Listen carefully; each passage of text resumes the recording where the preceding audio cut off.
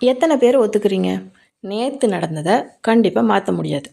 ஆனால் நாளைக்கு என்ன நடக்க போகுதுங்கிறத என்னால் கண்டிப்பாக உருவாக்க முடியும். இது நம்பிக்கை எத்தனை பேருக்கு இருக்குன்னு தெரியாது. பல பேர் என்னென்னா இங்கே பிரச்சனைனா, நேற்று என்ன நடந்துச்சு, நேற்று என்ன அடிச்சிட்டாங்க, நேற்று என்ன அளவச்சிட்டாங்க, நேற்று என்ன ஏமாற்றிட்டாங்க, இப்படி நேற்று நேற்று நேற்று நேற்று அதுக்கு தான் டைம் வேஸ்ட் பண்ணிகிட்ருக்காங்க. நாளைக்குன்னு ஒன்று இருக்குது, அது நம்மளால் மாற்ற முடியும், சூப்பராக அமைச்சிக்க முடியும், சந்தோஷமாக வாழ முடியும். எவ்வளவோ விஷயம் இருக்குது. அந்த விஷயத்தை பற்றி யோசிக்கிறதுக்கு பெரும்பாலும் யாருமே தயாராக இல்லை. அதுதான் இங்கே மிகப்பெரிய பிரச்சனையாக இருக்குதுன்னு நான் நினைக்கிறேன். ஒரு விஷயத்தை மட்டும் தயவு செஞ்சு மறக்காதீங்க.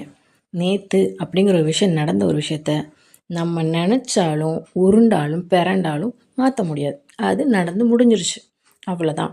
நாளைக்கு என்ன நடக்க போகுது, நான் என்ன செஞ்சால் அதை சரி பண்ண முடியும், என்ன செஞ்சால் என்னோடய சர்க்கிளை நான் சூப்பராக உருவாக்க முடியும், என்ன செஞ்சால் நான் சந்தோஷமாக இருக்க முடியும், இப்படி யோசிக்கிறதுக்கு நிறைய கொஷின்ஸ் இருக்குது. அதுக்கு ஆன்சர் தேடுனீங்கன்னு வச்சுக்கோங்களேன், உங்கள் லைஃப் சூப்பராக இருக்கும். நிறையா பேர் பண்ணுற தப்புகளை நம்மளும் பண்ணால் அவங்களுக்கும் நமக்கு வித்தியாசம் எல்லாம் போயிடும்ல. நல்லா உட்காந்து அழுகட்டும், நம்மளாவது நாளைக்கு என்னென்னு யோசிப்போமா? அது ரொம்ப ரொம்ப சூப்பரான ஒரு மெத்தடுங்க.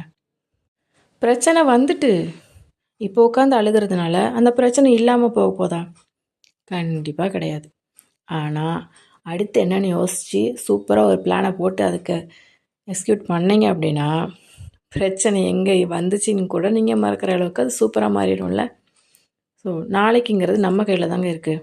விதி கெதின்னு மற்ற இதில் டைம் வேஸ்ட் பண்ணிவிட்டு உங்கள் லைஃப்பை ஸ்பாயில் பண்ணிக்காமல், நாளைக்கு நான் என்ன பண்ணால் நான் சந்தோஷமாக இருக்க முடியும், என் லைஃப்பை நான் சூப்பராக முடியும், என் ஃபேமிலியை நான் பத்திரமா பார்த்துக்க முடியும், இதை பற்றி மட்டும் யோசிக்கிறவன் மட்டும்தான் ஜெயிக்க முடியும். ஸோ இன்றைக்கி நாளைக்கு ரெண்டுமே ரொம்ப முக்கியம். நேற்றுங்கிறது சத்தியமாக முக்கியம் இல்லைங்க. அது எவ்வளோ பெரிய பிரச்சனை நடந்திருந்தாலும் சரி, அதை தூக்கி போட்டுட்டு இன்றைக்கி என்ன, நாளைக்கு நான் எப்படி இருக்க போகிறேன் அப்படிங்கிறத பற்றி மட்டும் யோசிங்க. புரிஞ்சிருக்கும்னு நினைக்கிறேன்.